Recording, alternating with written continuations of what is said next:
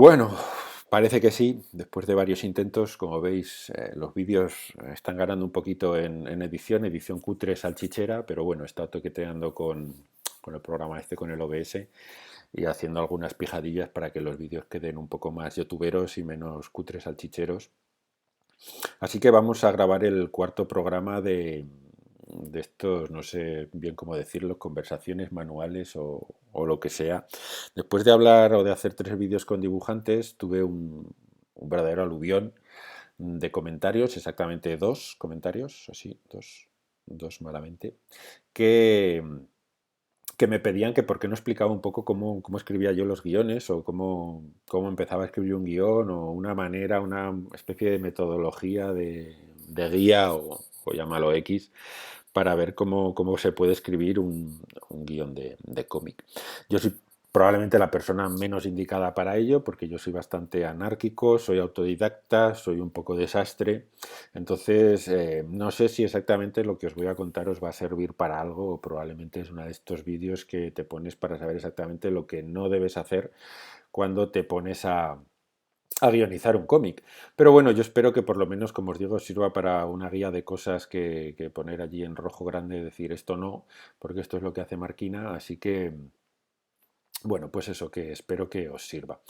Básicamente lo primero y fundamental, y esto es una estupidez, es una perogrullada grande como un castillo, pero es tener una idea, tener algo que contar. No siempre es fácil y a veces tampoco es excesivamente necesario, yo diría que es totalmente innecesario que esa idea sea revolucionaria y que vaya a cambiar los cimientos del noveno arte, de la literatura y de la conciencia humana tal y como la conocemos, básicamente porque los que me seguís ya sabéis que una de mis ideas es que todo está contado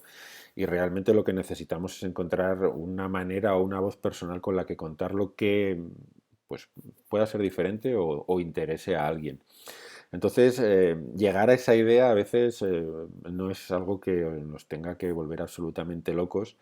y aunque es importante tenerlas y muchas veces tendremos la sensación de que estamos teniendo una idea súper original, luego nos daremos cuenta de que esa súper idea original ya la había contado antes alguien, quizás de otra manera, y es ahí donde reside lo realmente clave y crucial. La gente te suele decir o suele decir que es fundamental para nosotros los guionistas, escritores, es llevar una libreta, es llevar algo donde anotar nuestras ideas. Yo tengo esto, que como veis es un cuadernaco pues bastante tocho, que no sé si, ¿vale? Que lo tengo casi en blanco y os voy a explicar por qué. Yo con las ideas funciono un poco como con los cómics. Yo leo muchísimo por razones evidentes, porque necesito leer mucho pues para hacer reseñas, para programas de radio, para por cierto, esta canción del inicio es un remember nostálgico de mi amado Ondas Gama, que espero que pueda retornar cuando pase esta pesadilla del coronavirus. Pero como os decía, cuando lees muchísimo, uno de los criterios que yo uso y que para mí es clave para saber si un TVO me ha gustado o no, es pues lo rápido que me olvido o no de él. Es decir, yo me leo un TVO y si a la semana de leer me lo soy incapaz de recordar ni de qué iba, ni nada de lo que pasaba, y la verdad es que me importa un bledo, pues es una prueba bastante concluyente de que ese cómic no me dio lo que necesitaba, lo que esperaba, lo que requería. Sin embargo, si después de un tiempo ese cómic permanece en mi memoria, me acuerdo de él, quiero seguir leyéndolo o quiero volvérmelo a leer, pues decido, o mi cerebro ha decidido por mí casi, que ese te veo guay, me mola y le voy a poner un recomendado y el sello de calidad de Marquina, podríamos decir, aunque solo sea por un criterio casi meramente subjetivo. Con las ideas pasa un poquito lo mismo. Yo habitualmente las ideas las suelo tener en sitios pues que no me permiten apuntarlas en el momento, como pueden ser la ducha eh, o derivados en el baño, y en los minutos o los segundos previos a quedarte dormido, que para mí son unos generadores de ideas fantásticas que suelo olvidar pues casi siempre porque me quedo frito y al día siguiente no recuerdo exactamente pues en qué consistía de lo que había imaginado o de qué trataba la idea. Pero es importante que esas ideas que siempre nos parecen geniales, cuando pasa el tiempo, si nos hemos olvidado de ellas y no han vuelto a nuestro cerebro, pues yo creo que las podemos casi descartar. Sin embargo, si permanecen allí y vuelven de una manera recurrente, recurrente a nuestra cabeza y nos volvemos a acordar de ellas y son como un run run que no dejamos de tener, va activando nuestros mecanismos y empiezas a añadirles cosas, empiezas a ver personajes que se podrían mover por esa historia. Son historias que yo creo que sí que merece la pena contar, o por lo menos que sí que nosotros creemos que merece la pena contarlas. Así que son esas las que van a la libreta o van a un documento de Drive, que es una cosa que yo utilizo mucho, o van a notas de nuestro móvil, lo que sea, con tal de que permanezcan y no olvidarnos de cosas. Además, una vez las tengamos allí, es mucho más fácil irles añadiendo cosas, irles añadiendo ideas, yo creo que podríamos decir secundarias, que las van enriqueciendo, las van haciendo crecer, aunque luego esas ideas las vayamos a descartar, eso no importa. Pero sí que es importante para establecer un poco lo que será nuestro párrafo inicial o nuestro concepto inicial, que se podría resumir pues eso, en una frase, en 3 líneas, no más de 4, porque yo creo que es importante que tengamos un concepto claro y si nos cuesta mucho definirlo, a veces puede que no sea realmente lo que necesitamos contar. Tampoco es que haya que resumirlo en una línea, porque a veces es muy difícil, pero bueno, yo creo que pues eso, quiero contar la historia de un elfo macarra y bastante desagradable que se enfrenta a una especie de astronautas superheroicos que han conquistado su mundo y lo dominan con mano de hierro. Y a partir de allí, pues empezar a meter cosas y a empezar a hacer anotaciones y a decidir qué quieres meter en ese cómic, pues todo lo que te gusta, todo lo que no te gusta, quieres contar la historia de tu vida, quieres hacer una reflexión elevada sobre la trascendencia del pensamiento o quieres hacer un cómic sin mayor empuje que el de la acción pura y dura y el de divertimento. Una vez tienes esto, ya nos meteríamos a definir un poco más lo que son los personajes. Pues como os decía antes, es algo que surge casi de una manera natural. Cuando ya tienes la idea vas metiéndole cosas y van empezando a salir a medida que la empiezas a desarrollar, ¿no? Y para ilustrar todo esto voy a usar un ejemplo de un guión real, un guión que está ahora mismo dibujándose, que es la tercera ley de Newton, que estoy haciendo con Víctor Solana y que sacará, si todo va bien, crucemos los dedos, por favor, coronavirus, respétanos, a final de año lo sacará Sally Books, ¿no? Entonces os voy a meter un poco los documentos que yo he ido usando, no los definitivos, pero para que podáis ver un poquito cómo van, os voy a ir metiendo estos documentos y con ellos los usaré de apoyo visual para iros contando un poquito cómo funciona esto. Bueno, como os decía, una vez tenemos ya la historia y un poco más o menos claro el dibujante que la va a hacer, podemos, con los personajes que habíamos ido añadiendo en estas etapas iniciales de la historia, podemos empezar a configurar los personajes. Es cierto que lo que te estoy contando yo es un cómic que es un cómic que nace de mi imaginación y que por lo tanto soy yo el que pone las reglas, con lo cual no serviría tanto para un cómic pues, histórico, un cómic con un trasfondo real que requeriría de la investigación necesaria. Todo esto que estoy contando parte y nace de mi propia cultura, de mi propio fondo, podemos decir, de ideas que he conseguido pues con cómics, con películas, con literatura que he leído y un poco con todo lo que he ido absorbiendo que me sirven como base de datos, podríamos decir, para hacer el TVO, ¿no? Si esto fuera un cómic histórico, pues evidentemente necesitaríais investigar, necesitaríais leer, necesitaríais ir consiguiendo datos, necesitaríais saber si vuestros personajes son reales, cómo eran, quiénes eran, dónde vivieron, es decir, un proceso mucho más exhaustivo e intenso de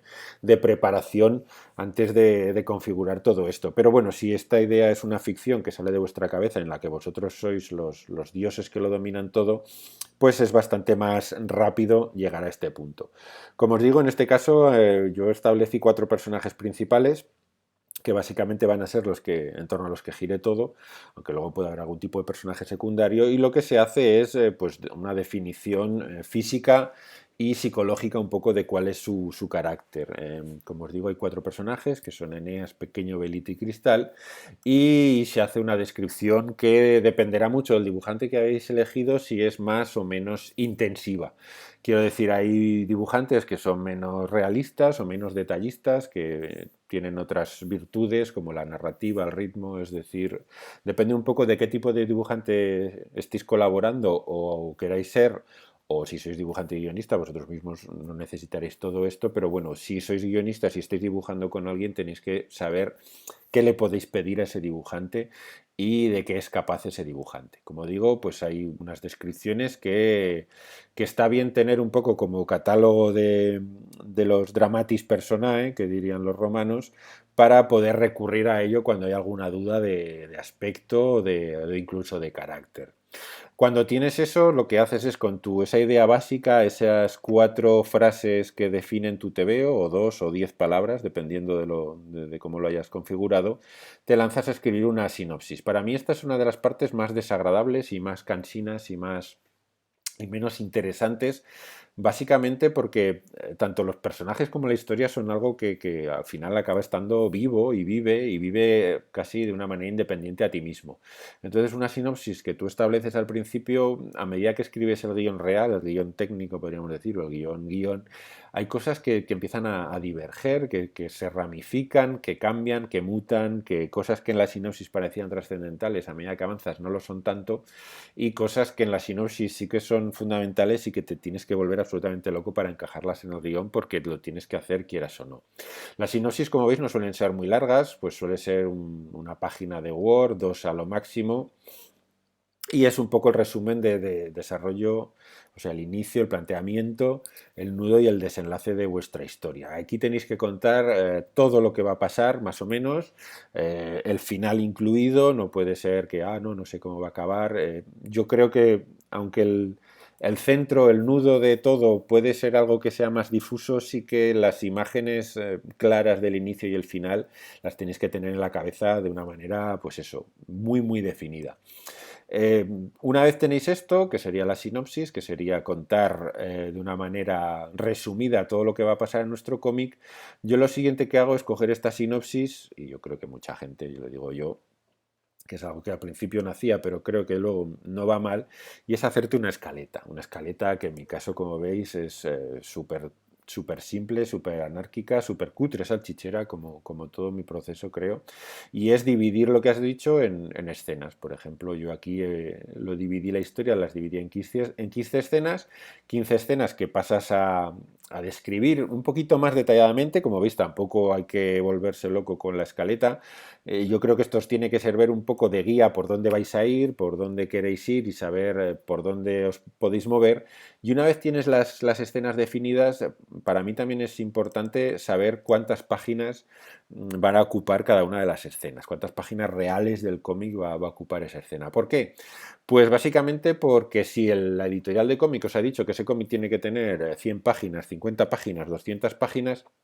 es una buena manera de encajar vuestra historia en la extensión del cómic, saber si vais a poder meter todo lo que queréis contar en las páginas que os han pedido o si os van a sobrar páginas y tenéis que meter relleno o directamente desechar la historia porque esa historia que queréis contar pues se puede contar en 10 páginas y no necesitáis 200 para contarla. Esto es algo que evidentemente es orientativo, es una cosa que puede ir oscilando, variando, pero sí que viene bien para cuadrar un poco tu cómic en el caso que tengas pues es un número de páginas determinado y no una libertad absoluta. También os digo que cuando os metéis a escribir cómics no os volváis locos y escribáis cómics de 400 páginas, sobre todo si son primeras obras. Intentar concretar en la medida de lo posible vuestra historia y ceñiros a un número, pues a un número real de páginas. Es interesante que el número que hayáis elegido pueda ser múltiplo de 8 por cuestiones de imprenta, no es fundamental, porque siempre se pueden meter añadidos, pero sí, como os digo, como un ejercicio casi mental de poder ir estructurando y poder ir encajando vuestras historias en las páginas que tiene un cómic, que yo creo que es un ejercicio bastante interesante. Insisto, esto no son las tablas de la ley, quiero decir, aquí puedo meter 15 páginas y en realidad luego contarlo en 12 porque aquí necesito 2 páginas o 3 páginas más, o voy jugando, voy oscilando, voy metiendo las páginas pues a medida que escribo el guión y el guión me lo pide, porque esto es un poco eso, esto es hacer una predicción, esto es como hacer un presupuesto que al final pues te puedes pasar o te puedes no llegar, pero bueno, no es un mal ejercicio para irte preparando y para saber lo que tu historia pide y dónde la puedes ir metiendo y que no está mal llegar a estas conclusiones. Una vez tienes esto, pues ya nos vamos a lo que sería el guión técnico, el guión propiamente dicho. Aquí la verdad es que, como, bueno, como en casi todo el proceso, cada guionista tiene su metodología y si lees un poco acerca del tema te vas a dar cuenta de que cada guionista hace básicamente lo que le sale de las narices, ¿no? Hace de su capa un sayo. Hay gente que usa estructuras muy establecidas, que tienen mucho que ver además con el guión técnico audiovisual, cinematográfico, va por columnas, en la columna, bueno, yo la verdad es que soy súper anárquico porque eh, entiendo que el guión es un proceso colaborativo en el que hay dos personas que van a trabajar y es muy bueno que además cuando, como ya tienes claro quién te lo va a dibujar, ya has hablado con él, ya te ha dicho que sí, ya os podéis meter en harina, es una cosa que aunque tú escribas y este sea un proceso bastante solitario, cuando se empiece el proceso de dibujo, sí que creo que es importante que haya un diálogo continuo con el dibujante. Bueno, ya que somos un mercado pequeño y se nos permite tener este tipo de contacto, creo que, como os digo, es muy importante que haya este diálogo de colaboración y de trabajo sin abusar. Quiero decir, el trabajo del guionista no es estar preguntándole al dibujante todos los días, ¿has dibujado ya? ¿Has dibujado ya? ¿Has dibujado ya? ¿Cómo vas? ¿Cómo vas? ¿Has hecho algo hoy? Sino que hay que dejar un poquito de margen y un poquito de libertad. Hombre, es verdad que no despreocuparte por completo, ir interesándote, pero no todos los días el mensaje de has dibujado ya, has dibujado ya, has dibujado ya, has dibujado ya, porque eso la verdad es que es un poco criminal y matador para cualquier persona humana. Así que una vez tienes tu dibujante, empieza el proceso, como os digo, de escribir. Yo suelo ser, pues eso, bastante caótico. A veces ni siquiera pongo si es de día o de noche, porque eso es algo que podremos casi establecer después. A veces porque directamente se me olvida. Y como veis, yo lo que hago es, mi guión consiste en un documento en que empiezo por arriba, página uno y viñeta uno. En este caso no hay viñeta uno porque la primera página es una splash, es una página completa, en la que describo básicamente cómo empieza la escena. Las descripciones siempre son importantes, pues cuando empiezas una escena vas a tener que describir y vas a tener que usar bastante cosas más descriptivas, sobre todo del ambiente en general, de dónde están los personajes, por dónde se mueven los personajes y un poco de en qué consiste todo el tema. Luego todo esto irá bajando porque pues, si es una conversación no necesitas describir en cada viñeta dónde están los personajes porque básicamente están exactamente en el mismo sitio y casi en la misma postura que la viñeta anterior. Pero bueno, como veréis, pues hay una descripción aquí un poco más, más completa de donde se establece la acción y yo la estructura así que no sé, mis dibujantes no se quejan, como digo, hablamos mucho. Yo los cuadros de texto o las cartelas las llamo textos de apoyo, siempre las he llamado así, y las coloco, soy un poco no tengo, bueno, a veces sí que les digo exactamente dónde quiero que vayan situadas, pero creo que son los dibujantes los que tienen que tomar la mayoría de estas decisiones visuales, porque al fin y al cabo tú eres el guionista. Tampoco soy de los que establece exactamente cómo va la página y cuántas filas hay en la página y cuántas viñetas hay por fila, aunque a veces sí que lo hago porque tengo muy clara cómo quiero que sea la página en la cabeza y luego puede que no funcione y la podemos discutir con el guionista, o sea, con el dibujante, perdón, pero lo que suelo hacer es una página y el número de viñetas sin una distribución totalmente exacta. Por ejemplo, en la página 2, como veis, hay 6 viñetas, pero no le digo a Víctor cómo las tiene que colocar porque creo que tiene que ser él también el que con el conocimiento de que va a haber 6 viñetas en esa página, el que se haga su esquema mental y en el que defina él mismo el ritmo y la narrativa que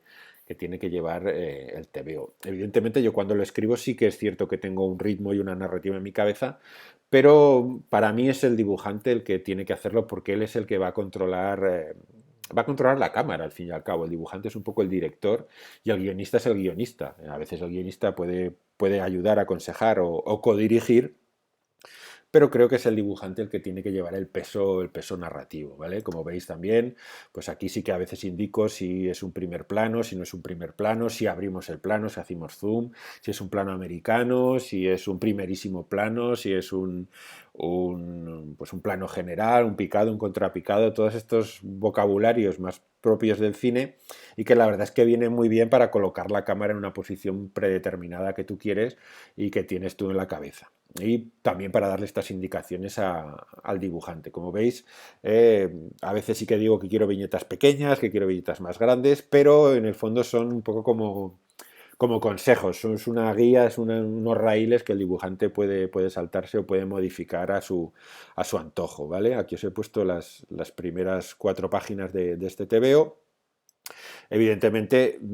son muchas más, te veo creo que son 88 páginas y es muy importante también que el guionista tenga el guión escrito antes de que el dibujante se ponga a escribir páginas.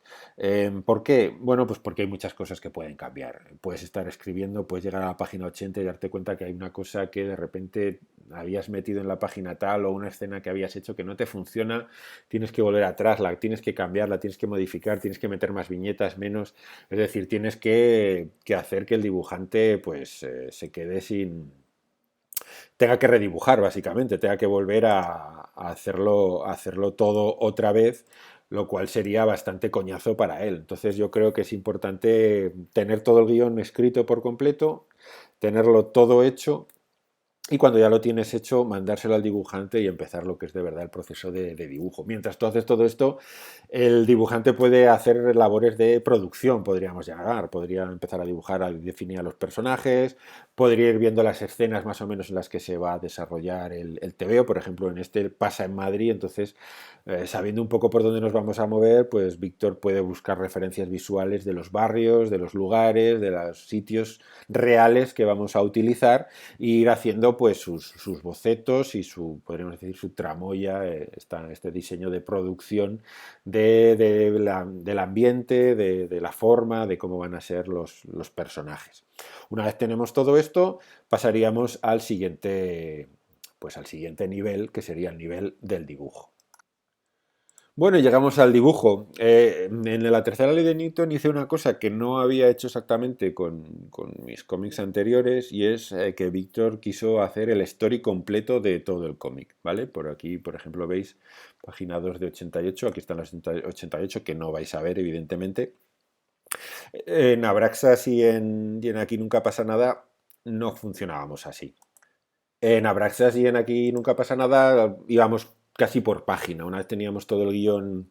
escrito, leído y más o menos consolidado, lo que hacíamos era pues empezar con una página, me mandaban el boceto de la página, lo aprobábamos y el dibujante lo dibujaba. Pero bueno, son maneras de trabajar.